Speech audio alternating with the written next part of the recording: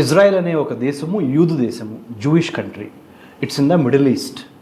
Israel పక్కన ఉన్న Palestine, Gaza strip, west bank, east Jerusalem, ఈ మూడింటిని కలిపి ప్యాలెస్తైనా రాజ్యంగా ప్రకటించుకోవడానికి 1948 నుంచి ఎప్పటి నుంచో ప్రయత్నం చేస్తున్నది.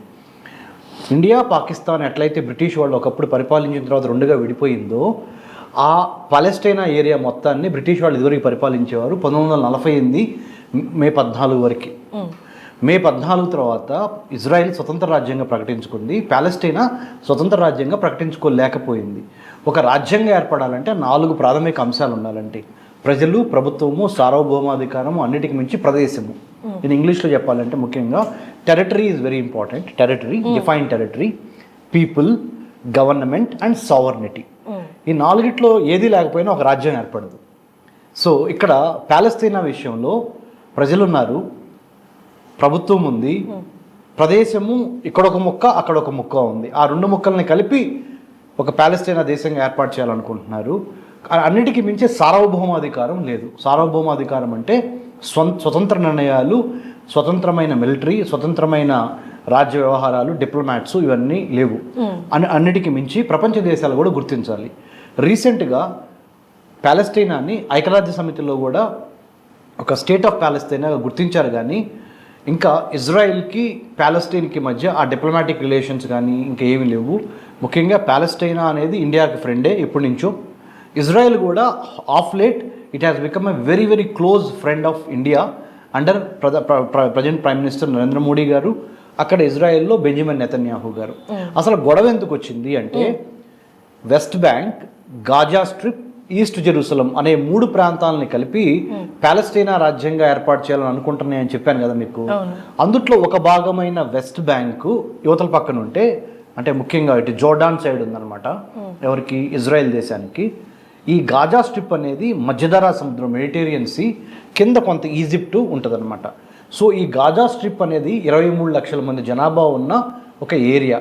ఆ ఏరియాలో హమాస్, HAMAS అనే ఒక మిలిటెంట్ ఆర్గనైజేషను 2007 సంవత్సరం నుంచి అధికారంలోకి వచ్చిందనమాట. వెస్ట్ బ్యాంక్లో ఉన్న ప్యాలెస్టైనాలో ముఖ్యంగా పీపుల్స్ లిబరేషన్ ఆర్గనైజేషన్ అని ఒకటి ఉంటుంది. People's liberation authority, Palestine liberation authority, Palestine liberation authority, PLO అంటే ప్యాలెస్టైన్ లిబరేషన్ ఆర్గనైజేషన్. అక్కడ యాసర్ అరాఫాత్ గారు మొన్నటి వరకు ఉన్నప్పుడు శాంతి, సౌభ్రాతృత్వం, కొంత ఆయన ఎంత మిలిటెంట్ కాదు, కానీ గాజాలో ఉన్న హమాస్ అనే ఒక ఆర్గనైజేషను టెర్రరిస్ట్ ఆర్గనైజేషన్గా United States of America, European Union, Israel and many other western nations have identified Hamas as a terrorist organisation. ఇక్కడ అన్నిటికన్నా ముఖ్యం ఏంటంటే, ఒక టెర్రరిస్ట్ ఆర్గనైజేషన్గా ఉన్న ఆర్గనైజేషను ఎన్నికల్లో పోటీ చేసింది. ఎన్నికల్లో పోటీ చేస్తే హమాస్లో ఉన్న గాజా స్ట్రిప్లో ఉన్న 23 లక్షల మందిలో అత్యధికులు ఓటింగ్ చేసి దానికి పట్టం కట్టారు. సో ఒక టెర్రరిస్ట్ ఆర్గనైజేషన్ ఎన్నికల్లో పోటీ చేయడం ఏంటి, చేసింది. చేసిన తర్వాత ప్రజలు దాన్ని గెలిపించడం ఏంటి, గెలిపించింది. కాబట్టి మమ్మల్ని టెర్రరిస్ట్ ఆర్గనైజేషన్ ఎట్లా అంటారు అని వాళ్ళ వాదన. కానీ ఇజ్రాయెల్ ఏమంటుంది, మీరు మీ రాజ్య స్థాపన కోసము, భౌగోళిక రాజ్య స్థాపన కోసము హింసను ఆయుధంగా వాడుతున్నారు, కాబట్టి మీరు terrorist organization. You are using violence as a tool to achieve your political territorial objectives. That's why we're calling you as a terrorist organization because you are killing our people, Israeli people. ఇప్పుడు లేటెస్ట్గా జరిగింది ఏంటి అంటే, 1973 October 8వ తారీఖున యొమ్ కిప్పుర్ war అని ఇజ్రాయెల్కి చుట్టుపక్కల ఉన్న అరబ్ కంట్రీస్కి జరిగింది. ఆ యొమ్ కిప్పుర్ వార్ని గుర్తు చేసుకుంటా ఈ గాజా స్ట్రిప్లో ఉన్న హమాస్ అనే మిలిటెంట్ ఆర్గనైజేషన్, అప్పుడు మమ్మల్ని కొట్టారు కదా మీరు ఇజ్రాయలీస్, మమ్మల్ని అప్పుడు మేము ఓడిపోయాం కదా, ఇప్పుడు మీ మీద ఆ ప్రతీకారం తీర్చుకుంటాము అని జూయిష్ ఫెస్టివల్ అయిన సుకోత్ అనే ఒక ఫెస్టివల్ రోజున, అంటే అక్టోబర్ 7th, 8th మధ్యన, ముఖ్యంగా 8వ తారీఖు అక్టోబర్ 2023 సంవత్సరము, అంటే నిన్న మార్నింగ్ పూట 6:30కి ముఖ్యంగా గాజా స్ట్రిప్లో నుంచి లోపలికి చొచ్చుకొని ఇజ్రాయెల్లోకి వచ్చి విచక్షణారహితంగా కాల్పులు జరుపుతా, తర్వాత పారాగ్లైడింగ్ చేస్తా ఇజ్రాయెలీ ప్రదేశంలోకి గాజా నుంచి దూకి ఈ తీవ్రవాదులు షూటింగ్ చేస్తా కనపడిన వాళ్ళందరినీ కాల్ చేసి మహిళల్ని పిల్లల్ని అందరినీ కాల్ చేసేసి చాలామందిని బందీలుగా పట్టుకొని కిడ్నాప్ చేసుకొని మళ్ళీ గాజాలోకి తీసుకెళ్ళిపోయారు. గాజా స్ట్రిప్పుకి అటువైపున మధ్యధరా సముద్రం ఉంటుంది. అంటే సీ ద్వారా, ఎయిర్ ద్వారా, ల్యాండ్ ద్వారా భూభాగము, ముఖ్యంగా సముద్రము, తర్వాత గగనతలము, మూడిట్లో నుంచి హమాస్ అనే టెర్రరిస్ట్ ఆర్గనైజేషను ఒక్క 20 నిమిషాల వ్యవధిలో 5,000 పైగా ర్యాకెట్లు వదిలింది. ఇజ్రాయెల్ దగ్గర నెంబర్ 1 మిలిటరీ ఉంది. ఇజ్రాయెల్ దగ్గర మొసాద్ అనే ఒక నెంబర్ 1 స్పై ఏజెన్సీ, గూఢాచార సంస్థ ఉంది. ఇజ్రాయెల్ దగ్గర షిన్బెత్ అనే ఒక పెద్ద ఇంటర్నల్ సెక్యూరిటీ, దేశ అంతర్గత భద్రత చూసే పెద్ద ఆర్గనైజేషన్, మోస్ట్ పవర్ఫుల్ ఆర్గనైజేషన్. ఇన్ని ఉన్నప్పటికీ ముఖ్యంగా ఇంటెలిజెన్స్ని గ్యాదరింగ్, ఇంటెలిజెన్స్ షేరింగ్లో ఇజ్రాయెల్ విఫలం అవటం అనేది ఇక్కడ క్లియర్గా తెలుస్తుంది. అంటే Israel most powerful militarily, cyber security, agriculture, water technology, you name anything, Israel is there. Most number of Jewish people are including Nobel Prize winners, science, technology, military, they are like, at the top of the game. But here, maybe later investigations will reveal, తెలుస్తుంది మనకి ఎందుకు fail అయ్యారు అనేది. కానీ open source intelligence failure అయింది, imagery intelligence failure అయింది, visual intelligence failure అయింది, human intelligence failure అయింది, cyber intelligence, external spy agency called the most powerful, అంటే గూఢాచారి సంస్థ అంటే అలా ఉండాలి అనే ఇజ్రాయెలీ గూఢాచారి సంస్థ అయిన మొసాద్ ఫెయిల్ అయింది.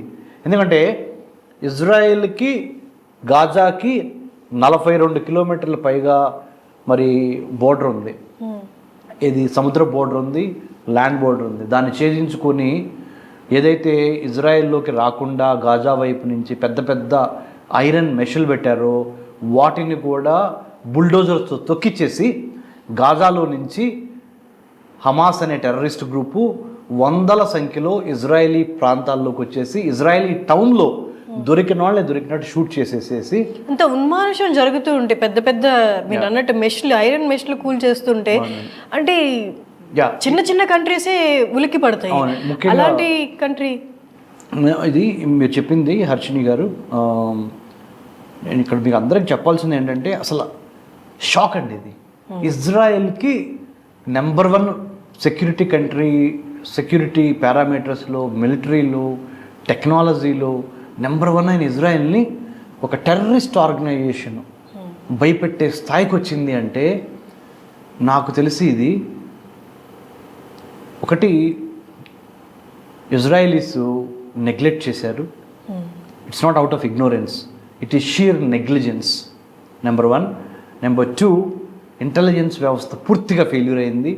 ఇప్పుడు జరగబోయే పరిణామాలు చాలా భయంకరమైనవిగా మారబోతున్నవి. ఒకప్పుడు 2020 జనవరి ఫిబ్రవరి తర్వాత 2020 మార్చి నుంచి కోవిడ్-19 ప్రపంచాన్ని వణికించింది. దాని తర్వాత అది తగ్గుతుందనుకున్న తరుణంలో 2022 ఫిబ్రవరి 24 నుంచి రష్యా యుక్రెయిన్ వారు ప్రపంచాన్ని అతలాకుతలం చేస్తుంది. ఇందాక మీరు మీ ఇంట్రడక్షన్లో చెప్పినట్టుగా అది కొద్దిగా తగ్గుతుంది అనుకుంటా, అది ఇంకా సమస్యపల, ఇంకా పూర్తిగా వారు అవల, మళ్ళీ ఇంకో కొత్త యుద్ధం. ఇజ్రాయిల్ బెంజమిన్ నెతన్యాహు గారు, the prime minister of Israel, declared that Israel is under siege. అంటే ఇజ్రాయిల్ని ముట్టడి చేశారు, Israel is at war, Israel యుద్ధంలో దిగుతుంది. అంటే ఇప్పుడు గాజా స్ట్రిప్లోకి IDF, Israeli defence forces foot సోల్జర్స్గా నడిచి లోపలికి వెళ్ళిపోయి దొరికిన వాళ్ళని దొరికినట్టు విధ్వంసం సృష్టించడానికి, ముఖ్యంగా టెర్రరిస్ట్ని ఏరివేసే పరిణామ క్రమంలో ఏరియల్ బాంబింగ్స్, పైనుంచి కనుక బాంబ్స్ వేస్తే సివిలియన్స్ కూడా చచ్చిపోయే అవకాశం ఉంది. సో అంటే ఇజ్రాయేలీ ఆర్మీకి టెర్రరిస్ట్ గ్రూప్ అయిన హమాస్కి జరుగుతున్న పోరులో ఎంతోమంది పిల్లలు, మహిళలు, వృద్ధులు, సాధారణ పౌరులు, అంటే కాన్ఫ్లిక్ట్కి ఎటువంటి సంబంధం లేదు, అలాంటి వాళ్ళు కూడా బలైపోతున్నారు అనేది. దీన్ని బట్టి ఇప్పుడు మనం గమనించాల్సింది ఏంటంటే హర్షిని గారు, భారతదేశానికి చుట్టుపక్కల ఉన్న బంగ్లాదేశ్, పాకిస్తాను, చైనా, నేపాల్, భూటాన్, మయన్మార్, కింద శ్రీలంక, మనం చాలా జాగ్రత్తగా ఉండాలి. అంటే the best time to prepare for war is at peace time అంటారు ఇంగ్లీష్లో. అంటే తెలుగులో ఏమంటారంటే శాంతి సమయంలోనే యుద్ధానికి సన్నిధులు కావాలి మనం. సార్ ఇప్పుడు ఇజ్రాయెల్కి పిఎం బెంజమిన్ నెతన్యాహుకి అమెరికా నుండి ఫుల్ సపోర్ట్ ఉంది, అలాగే ఇండియా నుండి కూడా ఫుల్ సపోర్ట్ ఉంది.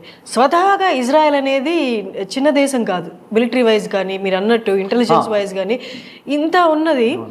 నెక్స్ట్ అలాంటిది చిన్న మీరు చెప్పిన గాజా ఏరియాలో జస్ట్ అలా తలుచుకుంటేనే దాన్ని క్షణాల్లో నాశనం చేయగలదు దాని దగ్గర ఉన్న ఎక్విప్మెంట్తో కానీ, వార్ ఎక్విప్మెంట్తో. అలాంటిది ఇట్లా బహిరంగంగా వార్ అనౌన్స్ చేసి వెళ్ళాల్సిన అవసరం అంటే అది సివిలియన్స్ని కన్సిడర్ చేస్తుంది అనుకోవచ్చా సార్? జాగ్రత్తగా ఉండండి అని చెప్పబోతుందా? ఇప్పుడున్న పరిణామ క్రమంలో సివిలియన్స్ని తప్పనిసరిగా సివిలియన్స్ని చెప్పకుండా ఓన్లీ టెర్రరిస్ట్ హైడౌట్స్ని మాత్రమే ఎలిమినేట్ చేసే విధంగా ప్రయత్నం చేస్తామని ఇజ్రాయలీ ప్రైమ్ మినిస్టర్ కూడా చెప్పారు, ఇజ్రాయలీ డిఫెన్స్ మినిస్టర్ కూడా చెప్పారు. అంటే టెర్రరిస్టులు ఎక్కడైతే దాక్కున్నారో ఆ బిల్డింగ్ని ఐడెంటిఫై చేసి వాటి మీదే మేము బాంబింగ్ చేస్తాము అని చెప్పినప్పటికీ ఒక పెద్ద బిల్డింగ్ కూలిపోతే బిల్డింగ్ పక్కన ఉన్న వాళ్ళకి ఎంత ఇబ్బంది ఉంటుందో మనకు తెలుసు. ఇంకోటి ఏంటంటే యుద్ధం అనేది 2+2=4 లాగా జరగదు. సో చాలా మారణ హోమం జరిగే అవకాశం ఉందండి. అందుకని ఇప్పుడు దీన్ని మనం చాలా వేచి చూడాలి, ప్రతి నిమిషం మనం గమనించాలి. దీని ద్వారా కాన్సిక్వెన్సెస్ ఏంటి, దీనివల్ల వచ్చే పరిణామాలు ఏంటి, ఇండియా మీద ఎలాంటి ఎఫెక్ట్ ఉండొచ్చు సార్? తప్పనిసరిగా ఇండియా మీద చాలా ఎఫెక్ట్ ఉండబోతుంది. ఎందుకంటే ఇండియాలో కూడా సెకండ్ లార్జెస్ట్ ముస్లిం పాపులేషన్ ఎక్కడ ఉన్నారా అంటే ఇండియాలో ఉన్నారు. Largest number of Muslims are in Indonesia, తర్వాత పాకిస్తాన్, ఇండియా తర్వాత పాకిస్తాన్ మూడో దేశం. ఇలా నెంబర్ ఆఫ్ చూసుకుంటే ప్యాలెస్తీన్లో ఉన్న ముస్లిమ్స్కి ముఖ్యంగా పాలస్తీన్కి ఎవరు సార్ సపోర్ట్? ప్యాలెస్టీనియన్కి మంచి ప్రశ్న అడిగారు. టర్కీ, ఇరాన్, ముఖ్యంగా Iran number 1 supporter to Palestine. Arms కానీ డబ్బులు కానీ ఐడియాలజికల్గా కానీ ఇరాన్, టర్కీ, కొద్దిగా ఈజిప్టు, ముఖ్యంగా ఖతార్, యునైటెడ్ అరబ్ ఎమిరేట్స్ పక్కన ఉన్న ఖతార్, అన్నిటికీ మించి సిరియా కూడా సపోర్ట్ చేస్తుంది. సో సిరియా, లెబనాన్, ఇరాన్,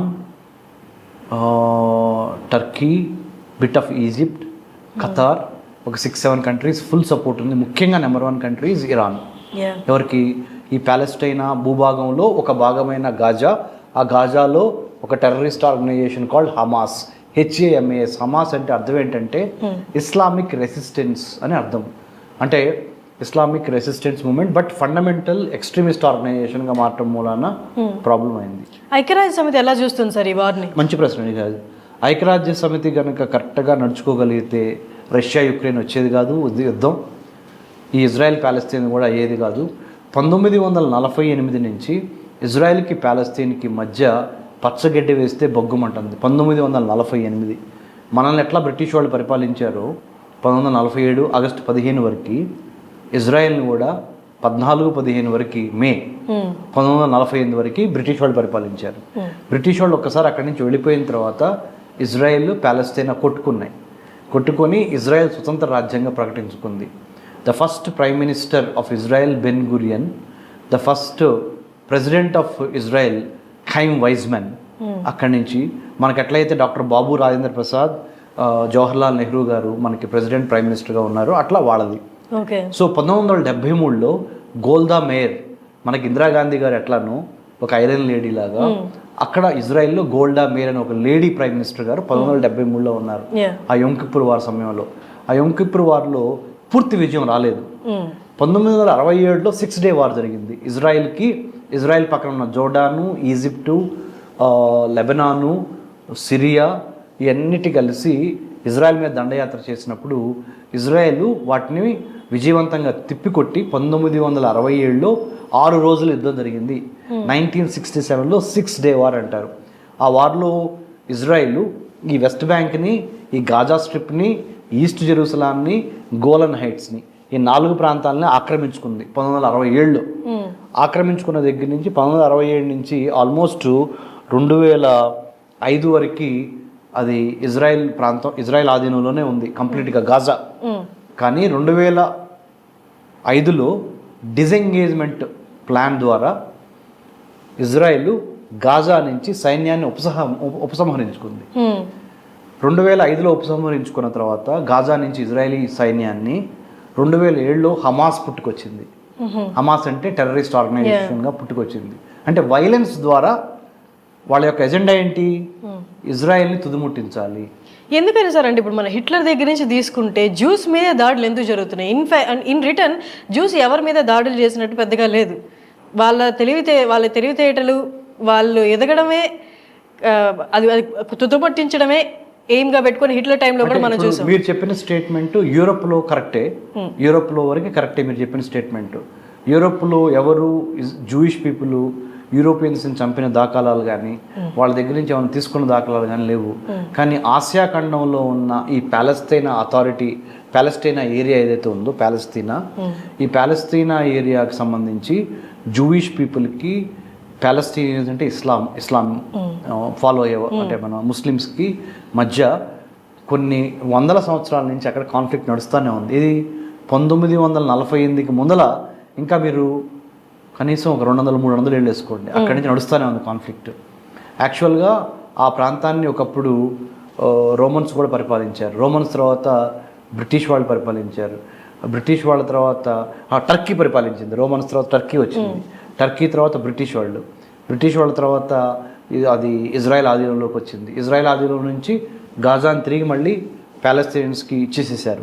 ఇప్పుడు 2005లో డిసెంగేజ్మెంట్ ప్లాన్ ద్వారా ఇచ్చినప్పటికీ 2007లో ఈ టెర్రరిస్ట్ ఆర్గనైజేషన్ హమాస్ పుట్టుకొచ్చింది.